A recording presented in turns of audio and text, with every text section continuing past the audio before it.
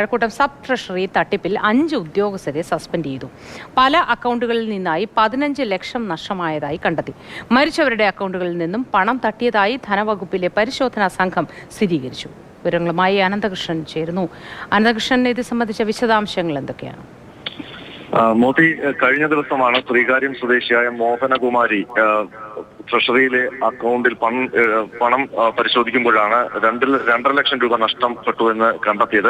തുടർന്ന് പരാതി നൽകി. ഇതേ തുടർന്ന് ട്രഷറി വകുപ്പ് നടത്തിയ അന്വേഷണത്തിൽ ഞെട്ടിപ്പിക്കുന്ന തട്ടിപ്പിന്റെ കൂടുതൽ വിവരങ്ങളാണ് പുറത്തു വരുന്നത്.